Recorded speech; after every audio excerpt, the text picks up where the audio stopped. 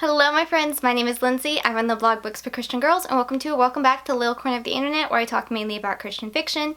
Today is going to be hopefully a shorter video for me, and that is because it is a tag video. It is the quarter year crisis book tag, which in my I think 8 years of booktube, I've only done this tag once before, and that was last year.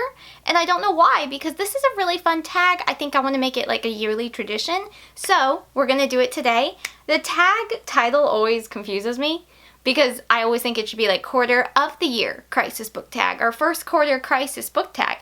The year in the middle throws me, but it is a really fun tag, so feel free as I answer these to let me know your answers in the comments below, or if you are a booktuber and you want to do it, please consider yourself tagged. I'm not going to officially tag anyone. I feel kind of weird tagging for this, like these quarterly book tags. You've got the quarter year crisis book tag, the mid-year freakout tag, the end of the year book tag. And I feel like there's another one that I'm forgetting, but like for those it feels a little weird to tag people for that, because like some people like to give quarterly stat updates and some don't, and that's totally fine.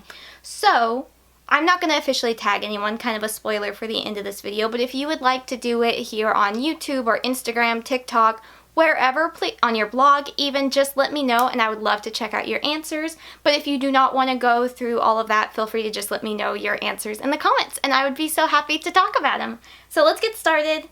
It's a really good tag. Question number 1, how many books have you read so far? For this year in 2025, I am currently in the middle of my 84th book of the year, which is not a record for me, but it is definitely on the higher end, and I'm really excited about that. Getting a Kindle has definitely changed my reading habits for the better, and it's been really fun. It should be noted, though, I don't read a lot of like deep, thought-provoking, 500-plus page books. I read a lot of fairy tale retellings. They're quick, they're easy, they're fun. That's what I read. So it's not like I'm reading like any knowledge scholarly things. I'm just reading because it's fun, and if you count those books individually, it does equal a high number. But if like you read 20 books and one of them was War and Peace, I feel like you're very accomplished as well, kind of thing. So the number thing, like, don't compare numbers is basically what I'm saying, because they're all different books, and the important thing is that you're reading, so don't be discouraged. Question number 2, have you already found a book you think might be a 2025 favorite? If not, what was your favorite book you read this year that wasn't quite 5 stars? So I actually haven't had any 5 stars yet, but I have had some 4.5, so we'll go through those real quick and I'll just talk about them a little bit. I've already talked about all of them but one in past recent reads. So kind of organized, kind of not organized, but I'm going to rank the first one would be Leap Day in the Square by Erynn Mangum. Nobody is shocked by this answer. She's one of my all-time favorite authors for a reason. This is her newest release, just released in March.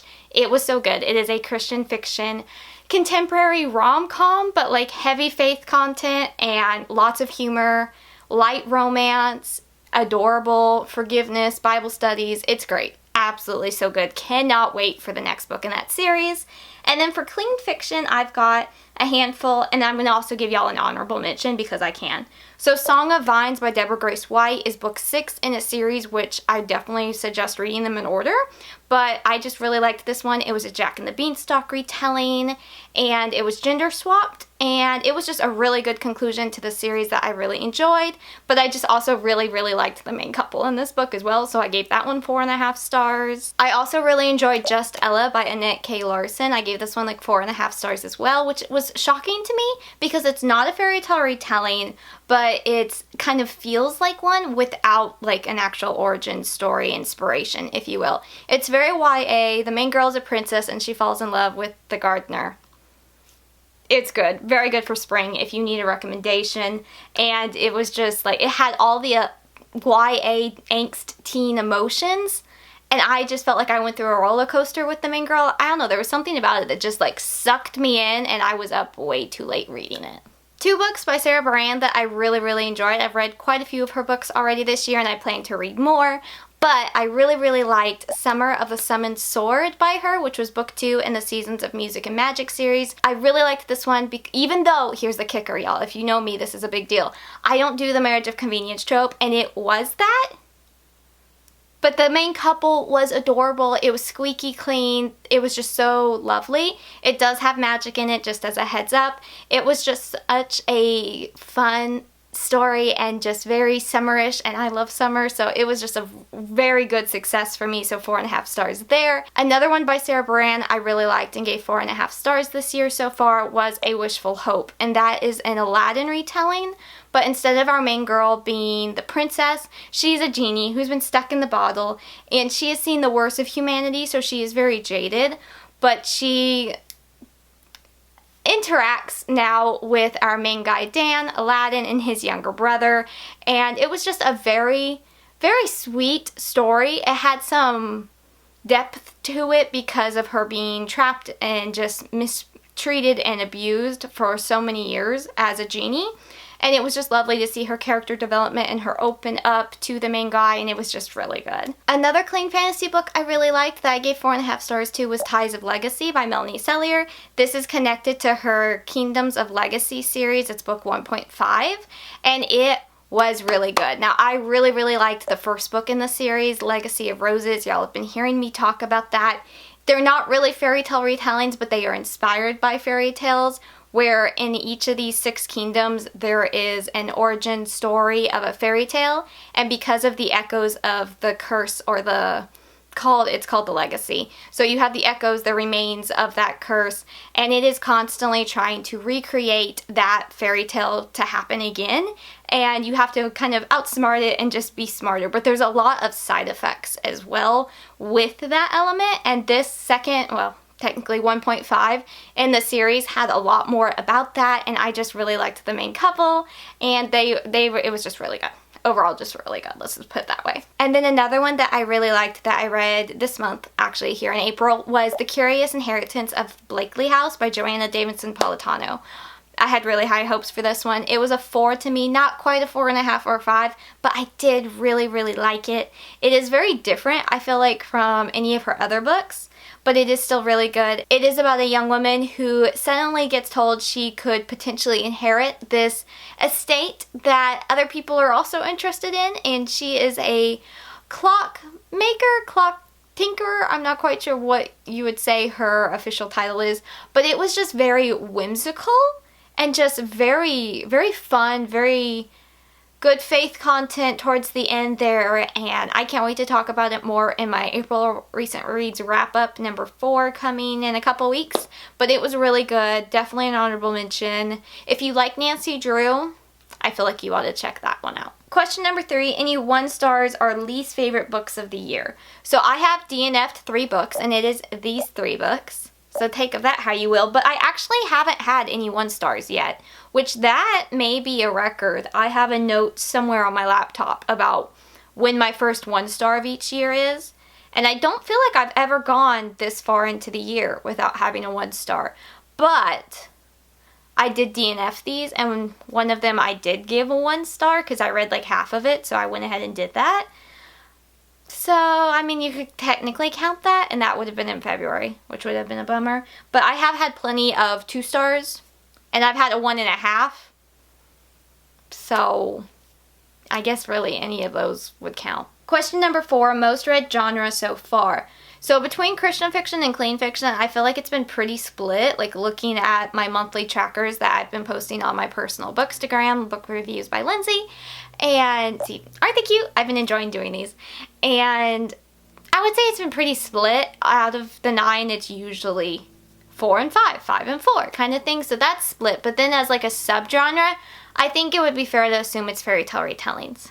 I think that can be fairly obvious as well.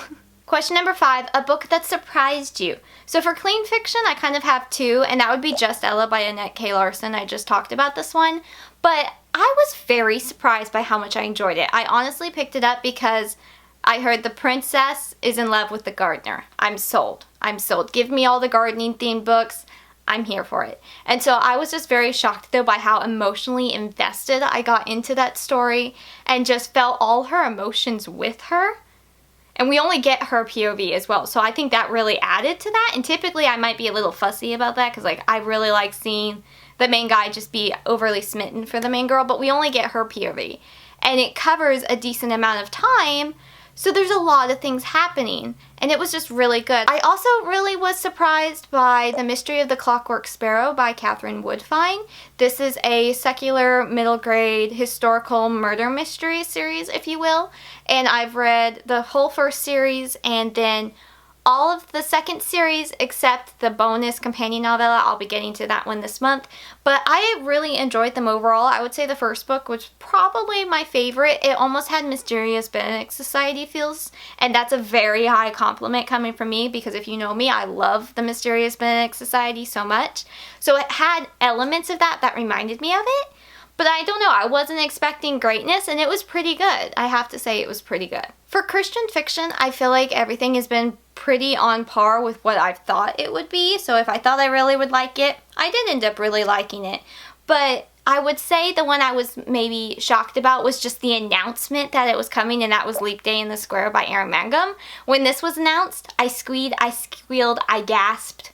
I was so excited. And then once we got the release date, I was even more excited, and then once it was in my hands, in my Kindle, I was even more excited. It was a beautiful day. Question number 6, a book that came out in 2025 already that you want to read but you haven't. And so I flipped through my anticipated releases spread in my reading journal, which I'm not going to show y'all yet because I'm going to make a video talking about all of this and showing it to y'all. I'm hoping May or June. At this rate, it's probably going to be closer to June because I want to finish my 2024 journal that I still haven't finished. So we'll probably do that then. And looking at this, I have read all the ones I've really been anticipating. So I don't think I have one per se that I've really anticipated that I haven't read. I've been doing pretty well at keeping track of the ones I want to read and making sure I read them around the time they release, which is exciting. I like doing that. Question number 7, one goal you made that you're succeeding at. And so my reading challenge on Goodreads, I usually just set it for 50 books. And this year I was like, you know what, I'm just going to bump it up to 100 because of this Kindle. And I'm doing pretty well at that. So that's exciting. Glad about that. Question number 8, one goal you made you need to focus on. So I will show this to y'all because I've already showed this to y'all before in an Instagram story and then here on a community tab. I did a priority list. Look at that. I did a priority list and I did it last year and it did not go well. Like I did really good for a couple months and then I just fell down and fizzled out and fell off the wagon. Whatever phrase you want to use, that's what happened. Because I had no reward. I need a reward, okay? That sounds bad, but I am like getting the gold star kind of person. That's the mentality I have. I was raised with that and that is what I still like. I need like a good job sticker. So this year I took the 60 books off of my priority list. I think it's about like 61, 62. And I printed them all out in black and white covers. I used free prints, which I will discuss about that in a journaling video. But I did them all in black and white and then I also got them in color. So as I've read them, I've been able to replace the black and white cover for the color cover. And some people might be like, Lindsey, that's so weird. It's not because it works for me.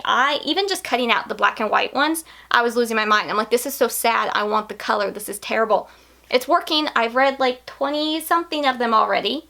So that's pretty good, I think. It's working for me and that's the important part. I love it personally. I am very much a color person. Like I know I have a lot of white in my room. Like everything is white and you've got like my rainbow colored bookshelf. So I think it's maybe obvious that I like color. Maybe. And so this has been a really good motivation so far. I'm hoping it will carry me on through the rest of this year because I always do really well at goals and lists and that kind of thing for the first quarter of the year and then I fizzle out by my birthday in June. So hopefully this will keep that from happening. Hopefully. I've been trying each month to get about 5 of them off my list here and you know, we're doing pretty good. We're doing pretty good, so hopefully that continues. And then question number 9 is new to you booktubers for 2025 you recommend. So, my watch later list and me, we are still back in June of 2024. I'm sorry, I've got like 2,000 videos on my watch later list. This is insanity. I'm trying to get through like a handful a week at least, but then I follow so many and so many new ones have joined. It's just...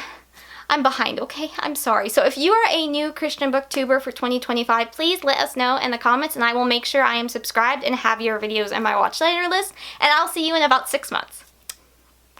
Probably. I think that's fair to say. I'll see you in 6 months. I'm trying to do better that if you tag me in the description, if like you've mentioned me or something, I'm trying to do better where I at least watch those, but I'm still falling behind on that as well, so I'm sorry, but I will be there eventually in your comment section. Probably about 6 months late, but I will be there. So I don't have anyone particularly to recommend for this. It's great how the community has grown, but there is not enough time in the day to get everything done and read and watch booktube and do reviews. It's just craziness. So I'm trying, okay? But I will be there eventually with bells and whistles on. So that is the end of this little tag. I think this is such a good tag. Like, these are just like good, solid questions in my opinion. Like, these are the ones I would want to know for any of my booktube friends or other book friends at the quarter of the year. So feel free to do these. Again, you don't just have to do it on booktube. You can do it on any other platform you choose. And I will see y'all next time. That is it. We're just going to make this a little short video. I hope you enjoyed it. Let me know if you've read any of these. I will link the recent reads where I talked about these books in the description as well, because I feel like I just touched on them today. But that's really it. I hope you enjoyed this video. I will see y'all next time. I am Lindsey from the blog booksforchristiangirls.blogspot.com, where there is a new review every Wednesday and Friday. I try to post a new video on this channel every Friday, and I've been doing pretty good at that. Praise the Lord. That's incredible. So we're working on that. I am also on Instagram under Books for Christian Girls, and then also Book Reviews by Lindsey. And then I'm on TikTok, Goodreads, Facebook, all the many social media sites. So I will talk about books here, there, and everywhere, and I will see y'all next time. Bye!